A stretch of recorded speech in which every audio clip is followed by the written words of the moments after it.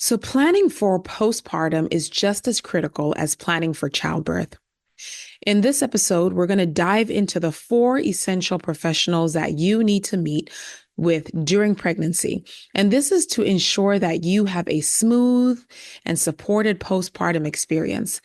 Making these connections while you are pregnant makes all the more difference for your physical and your mental health after delivery.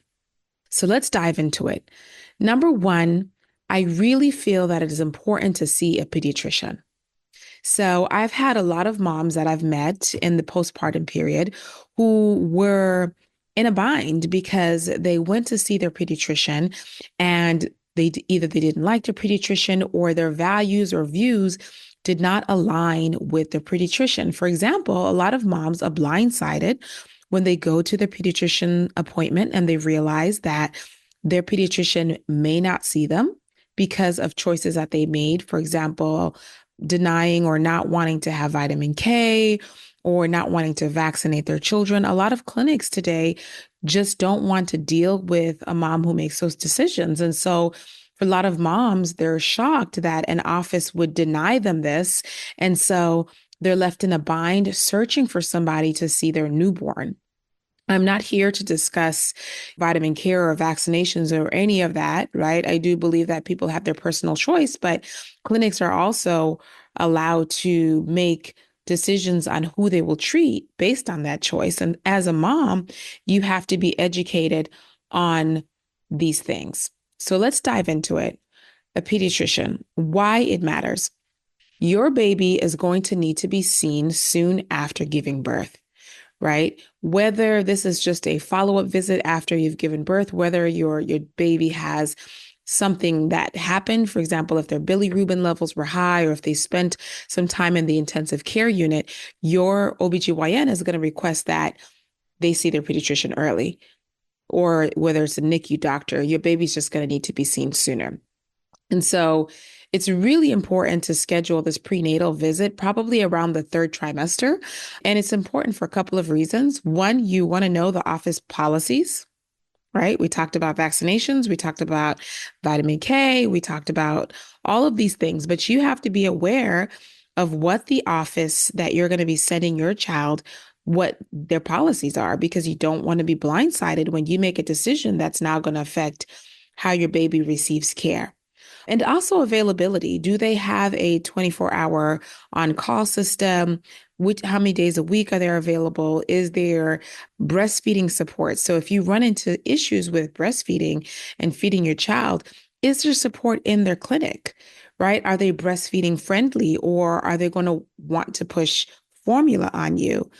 And you also just want to make sure you go to your pediatrician and you have discussions about what to expect as you're going through the first couple of weeks with the baby. Because when you have that child and you're running into breastfeeding issues and they're not putting on weight or they're losing weight, you want to have an office that is supportive, that can explain things to you, that's really going to work with you to get your baby the care that they need. So here are a couple questions that I want you to approach when you meet with your pediatrician. Number one, I want you to ask the pediatrician when you're meeting with them, when you're pregnant, what is your approach to newborn care? How do you support new parents? This is an open-ended question so that you can have a conversation with your pediatrician. How are you supporting new moms or new dads? Like, what do you have in this clinic to make sure that we are thriving and we're doing well in the postpartum period? Number two, how do you handle after hours emergencies? Are you able to see my child the same day if we have an emergency? Do I need to take them to the emergency room? Is there a doctor on call? Is there a nurse on call? Is it a call center? Is it just somebody who's over the phone who doesn't have any medical knowledge? So, how do you handle after hour emergencies? Okay. And number three, as we talked about lactation support, do you offer in-office lactation support or do you have connections to lactation consultants? Do you work with local lactation consultants who can help me when I have a problem? And what advice do you give to moms that are having common newborn issues such as feeding, sleep, or managing jaundice. If your doctor is going to want you to feed your baby formula when your baby has jaundice and your decision is to breastfeed that baby, that may be a clash, right, between you and the office. How are they going to handle when your baby loses weight? These are all really important questions because you just do not want to be blindsided. And if you're a mom and you're postpartum and you're listening to this and you're saying, yes, this is what happened to me after I went to see my pediatrician. I did not like how this happened, or I loved how this happened. Please share with all moms today, because I really feel that it is important for moms to be prepared for these conversations, to be prepared for pediatrician office policies. So please type into the chat, email me at 4trimester voices. I'll try to have a poll so that you can leave your responses so that other moms can learn from your mistakes or your wins. And just lastly, other questions that I want to make sure that you ask is, what signs or symptoms should you be looking for in your newborn? What are things that are completely red flags that should get you in your car, go to the emergency department? What are yellow flags where maybe I need to just call the office and see if they have any advice? All these things are important. Okay, so that's number one. That is your pediatrician. I was reading a study that showed that probably less than 30% of moms actually meet with a pediatrician.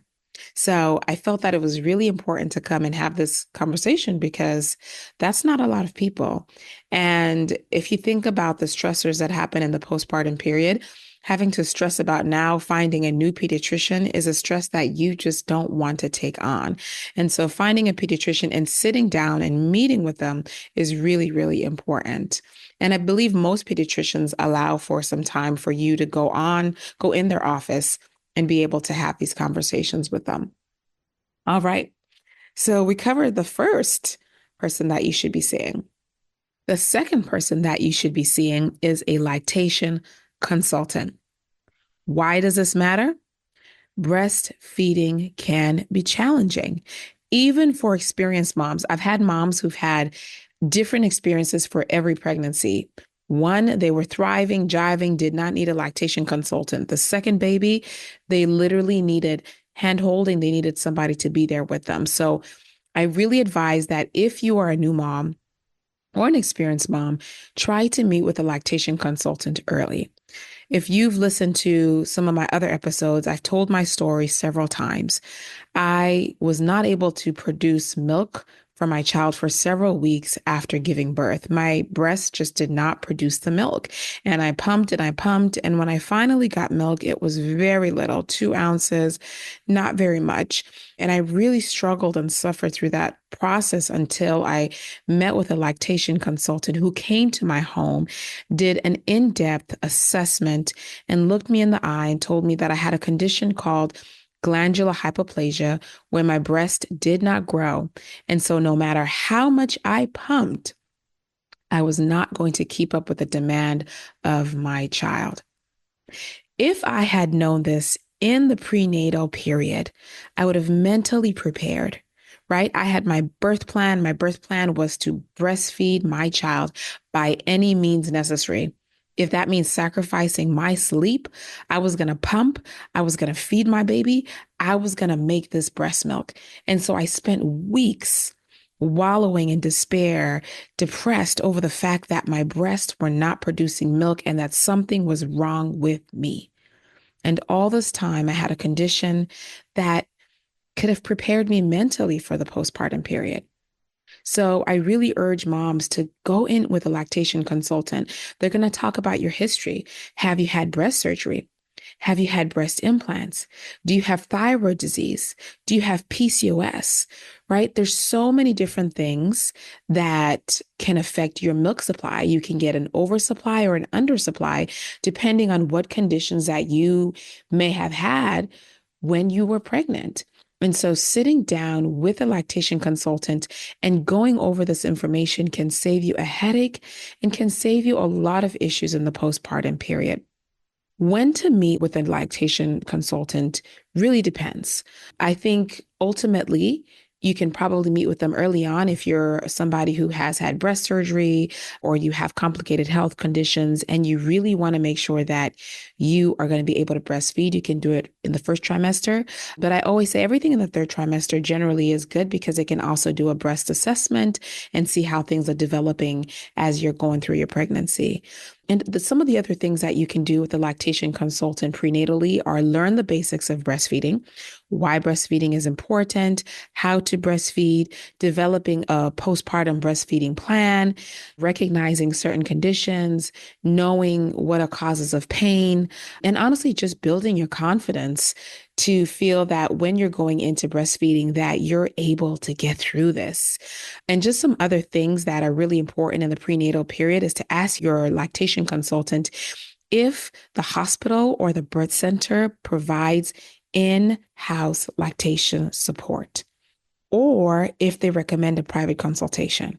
Because let's face it, you may be at a hospital where there is no lactation consultant, or you may be at a hospital where there is a lactation consultant, but they're stretched thin. So, meeting with a lactation consultant prenatally may allow you to get some advice, information about where to go, which hospital may be breastfeeding friendly, and if not, who they can talk to or refer you to while you're in the hospital. And in fact, some of these lactation consultants that you may meet with prenatally may even be able to come and see you while you're in the hospital after giving birth. So, lactation consultant for me, hands down, is one of the most important people that you should be making an appointment with. It's just going to save you a huge